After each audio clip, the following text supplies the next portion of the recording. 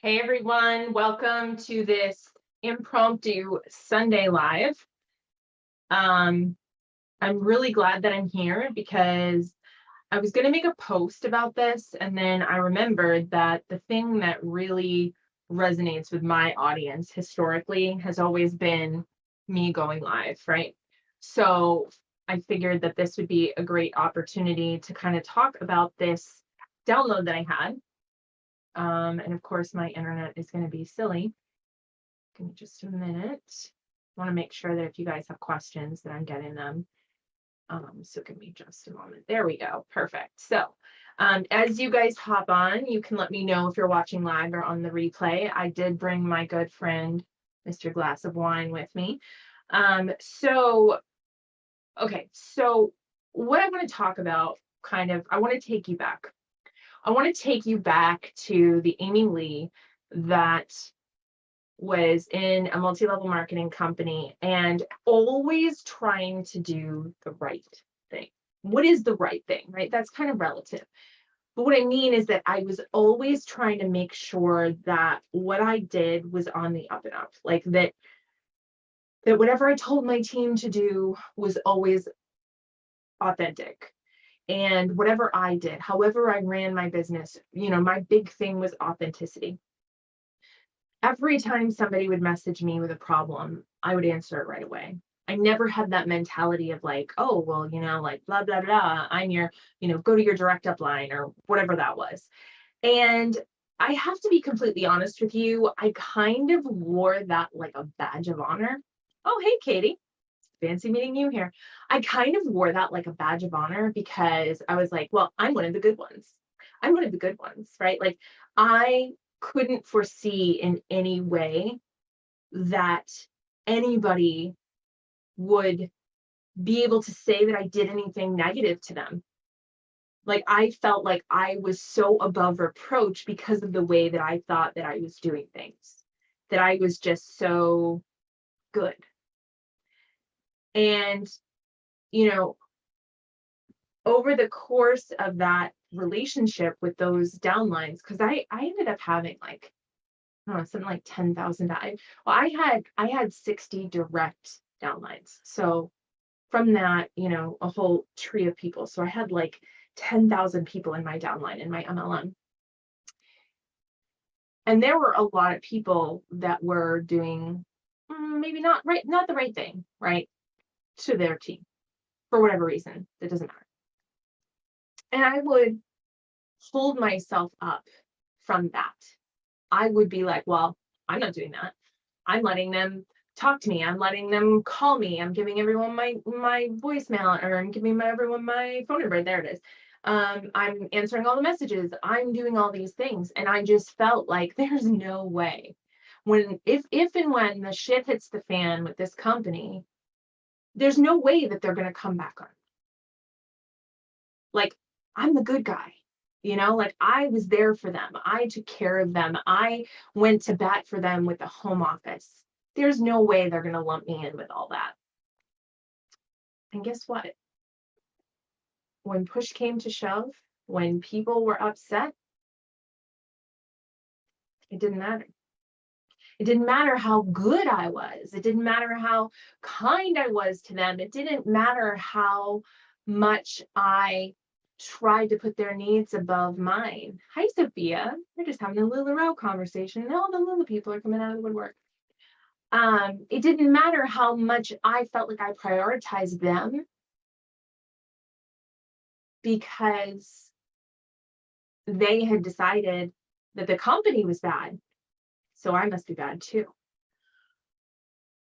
And there were many occasions where I would see secondhand conversations where there's a group where basically people, and in a minute, full disclosure, because there's some healing to be done there. There's a group where they just talk about, the negativity about the uplines and everything else in the business. And back in the day, there were these posts about me where people said, oh yeah, I messaged her and she never gave me the time of day. She told me to deal with it on my own, and and all these things that they said. And I would go back and look at these conversations and see where I had said, oh yeah, I'll call home office and sent a bunch of emails or called someone or did something. And I'll remember that that was instead of being at my son's birthday party, or instead of taking care of my daughter when she was sick, or instead of spending the night with my husband when he begged me for a date night. That's when I was having these conversations, which I would then years later go back and see that these same frigging people had the audacity to say that I never helped them. And I realized, guys, I realized that you can't ever make everyone happy. You can't. So you might as well make yourself happy. Now, I realize there are caveats to this, right? Like, I'm not insinuating that anybody should go and not be a good person, right? Like, that's not what I'm saying at all. But if you're not careful, you can create this codependent relationship where you always do the right thing. And then someday that person's going to come along and they're not going to do the thing that you thought they would do because of the right thing you did. And it's going to turn your whole world upside down. And I've got to tell you, I can't get that time back. I can't go back and see, my daughter's first steps. I can't go back and have that time when my husband was telling me a story about something that mattered to him. And I was like, because I felt like I had to be the hero and help somebody with a lost box of leggings, when I should have just said, you know what? Let me take care of this on Monday, or let me send this to my assistant, or let me forward this email right now. Boundaries. Right now, I'm spending time with my family, and I'll get back to you. Because I didn't do that, and they said that I did anyway. Years later, these people are saying, right, that I never helped them, that I never took care of them. So I might as well take care of myself. And so what I realized, and I think this is really powerful, is that I was so afraid to be caught enjoying my life. Who am I to watch a TV show with my husband when somebody's missing leggings? That was a paradigm that I bought into. Who am I to watch a movie when somebody has an emergency? They can wait till Monday, but they have an emergency, and I'm a good person. And a good person would stop what they were doing and take care of this. And that's what I believed. And I genuinely believed that. I'm just like getting back into these feelings again. It's crazy. And if it ended well, and she helped me and it was great, fine. But it didn't. They turned around and said I didn't help them. That's the kicker. It's like, and before you think that I'm bashing the people who had a hard time with this, I want to say that these people were duped, okay? Not by me, by something that I'm not allowed to talk about because of legal reasons. They were duped. And after a while, things got bad. And as much as I tried, and I was very insulated from how bad it was, because by design, right? You're at the top. You don't see what's going on down here, and they don't want you to. They keep you happy up here so you don't look down here. But what I realized, though, was that these people were mad at me because I prevented them from having that shared experience with the people who did have uplines that were like, look at these kids. Those people felt like I had to be that, or they couldn't take part in that story. And I get that now, right? I understand now that those people needed that. But they were going to need that anyway. So wouldn't it have been great if I had spent all that time taking care of myself and respecting my own boundaries like I should have? So it's not that they did that I regret. It's not that they turned on me, so to speak. And again, I've really gotten over that. that I regret. What I regret is all the time that I spent wasted on helping, right? Outside of my boundaries, not helping at all. I mean, helping during business hours, helping when I'm supposed to, absolutely, all day long. That's my job. But helping at 11 o'clock at night when somebody messages me with a crisis, outside of my boundaries. And that's what I regret. I regret violating my own boundaries when it was going to happen this way. So, what I've come to find out is that we are subconsciously thwarting our own manifesting power, our own abundance, no matter how much we know and how much we study the law of attraction, because deep down, there's this tiny little thread where we don't want it. Because if we get that, then the judgment gates open. Because I was making, at one point, $70,000, $80,000 a month off of my team, I felt like I wasn't allowed to eat dinner if somebody had a problem. I wasn't allowed to go to the bathroom if somebody had a problem. I wasn't allowed to do anything because I was so happy. No one was allowed to know how happy I was when I was happy because they were unhappy. And who was I to be happy when people were unhappy? And that's a very dangerous place to be, because what you don't realize is that you're subconsciously manifesting unhappiness for yourself. You're hoping that you'll stay good and pissed off, right? And upset and unabundant so that you don't have to deal with the judgment of other people. It's like that post I made today. If you didn't see it, don't hate me because I'm beautiful. We've created an entire culture around the idea that people are going to turn on you the moment that you have a good life. The moment that you get everything you ever wanted, somebody's going to be there to tell you you don't deserve it. They're going to be there whether you deserve it or not. I remember watching a video. There was a woman who was doing a goofy Christmas avocado song. This is a true story. You could probably look this up if you tried.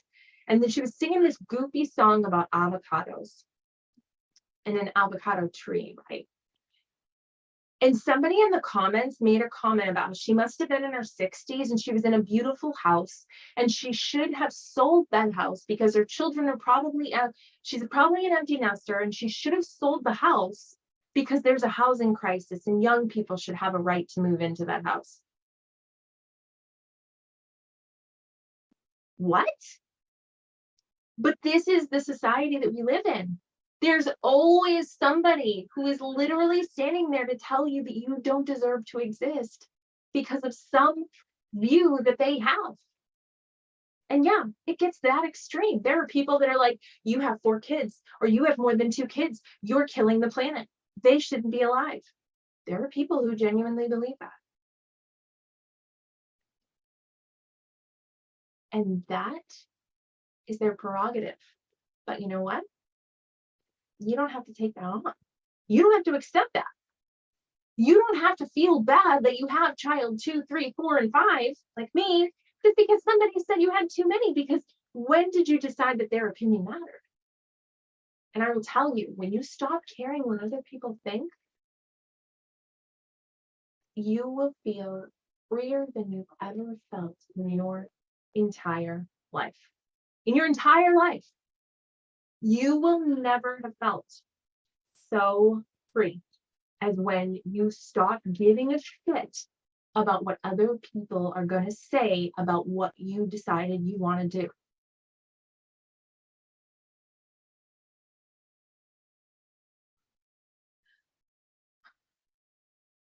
It's very, very energetic conversation here. So when you really drill down, the reason you haven't manifested your dream life is because part of you is terrified about what people will think when you become that person. Because I'll tell you right now, the moment that I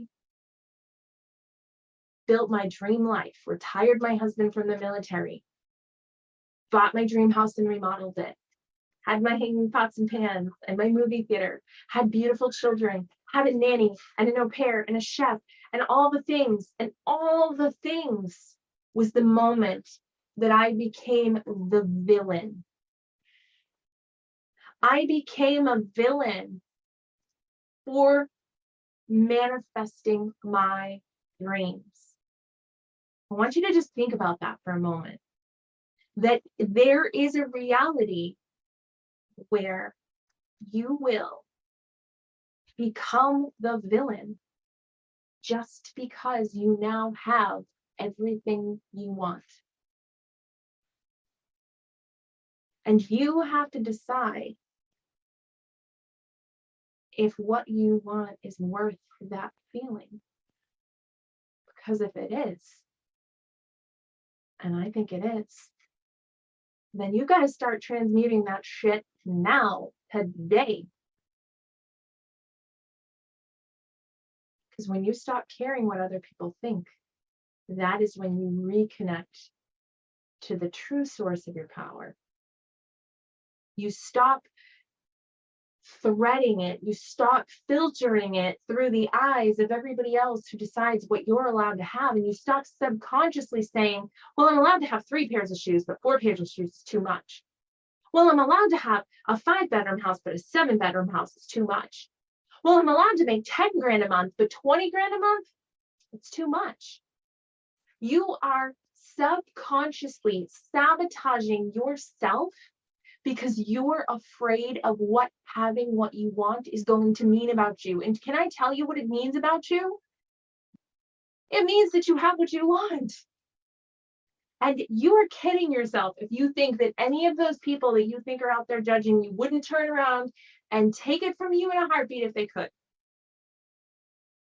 That they don't want those things for themselves deep down. Of course they do. Are you going to tell me? In fact, it happened in the MLM, right? Like there were people that were bashing people and calling people names in their upline, and then they turned around and joined other MLMs and became girl bosses and had the exact same experience.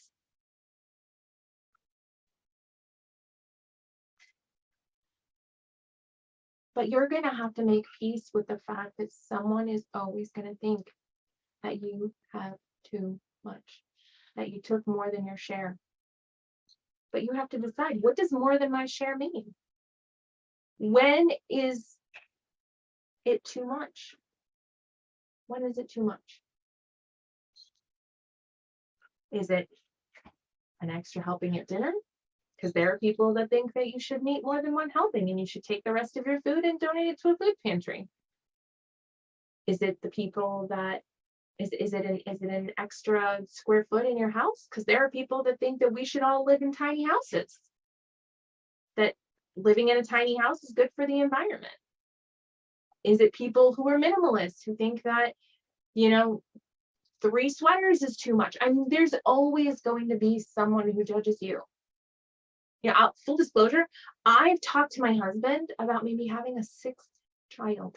Yes, even though my son has special needs. Yes, even though we have 5. Yes, even though it's a struggle to have 5. We've discussed it. Why? Because it might be something that we want to do, and we have the means to do it, and we're the ones who are in charge. Are there people who are like, oh my God, you're going to have another one? Absolutely. Will our parents probably flip their lids? Absolutely. Is that a good reason not to do it? No. There's probably other good reasons not to do it. My career is taking off. I'm doing really good in my business. I have, lots of things going on. Those are probably better reasons, but sure as shit, it's not other people's opinions. Not anymore. Not anymore.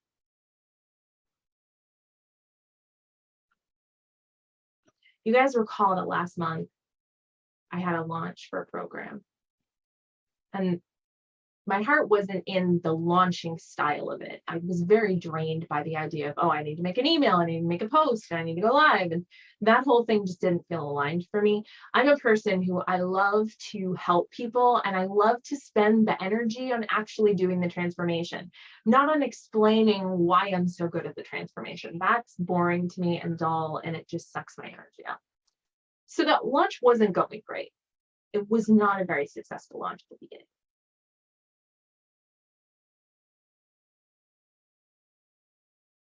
But from a financial perspective, I was in a good place, right? Like if the launch went bad financially, I was going to be fine. I had plenty of money, it was fine. So I had to decide what was the stress around the launch not going well. And I realized it was me worrying about what people would think. It was me worrying about what people in this group would think, what other coaches would think, people that were watching me would think, my coaches would think, my parents would think, who knows? What would they think? And the moment I realized that, I giggled with myself and I said, okay, pretend that doesn't matter. Pretend you are already a multi-million dollar coach. What is it that you want out of this launch? And as soon as I asked the right question, the answer came.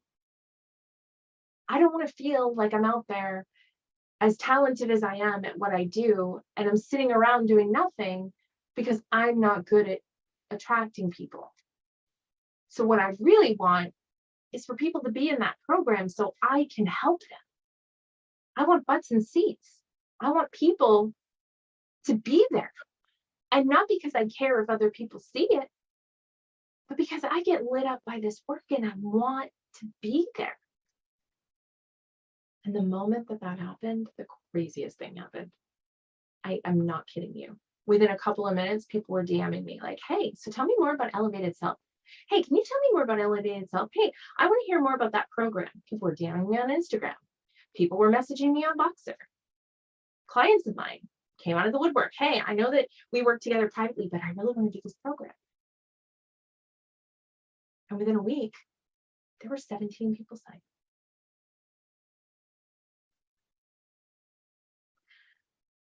And I don't tell you that to brag, right? Because it's not about, it's, guys, if you learn nothing else from working with me, know that it's not about the money. I've had the money. I've had crazy money. It is not about the money. So let this place be somewhere where you know that what's being taught is not money centric. Money is great. Money is wonderful. Money is a byproduct and it will come. If you work on the energetics up here, trust me, the money will come. It always does. It has to. It comes without fail. It always does. With all of my clients, right? We fix the energetics and the money comes. It always happens that way.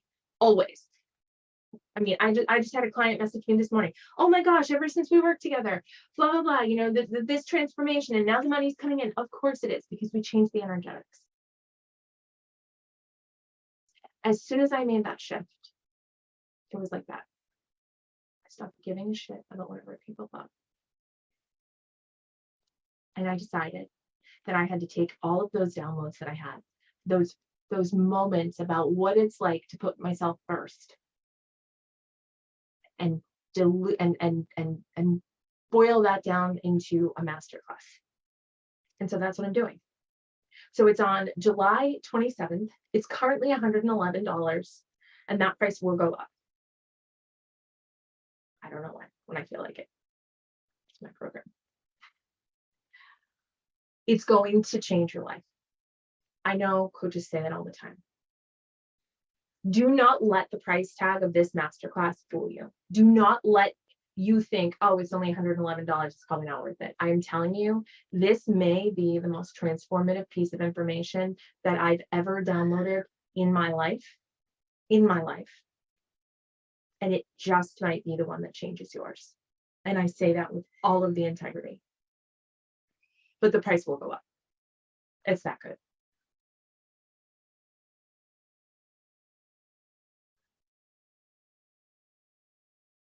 You don't have to keep self-sabotaging yourself. There's one tiny shift. I'm going to tell you about something that is so profound so integral to you understanding pretty much the entire matrix of this world that you will never unsee. When you leave that masterclass, you will have a new understanding of who you are, what you stand for, what you're here to create.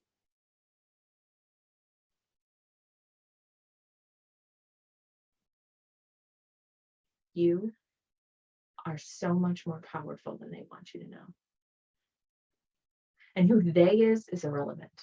There are people, there are entities, there are whatever you want to call them, who do not want you to have the information that I'm going to give you. You will have replays for life. So, $111. Message me for the link. Drop it in the comments. Let me know if you have questions. It's time to embrace the villain. Talk soon.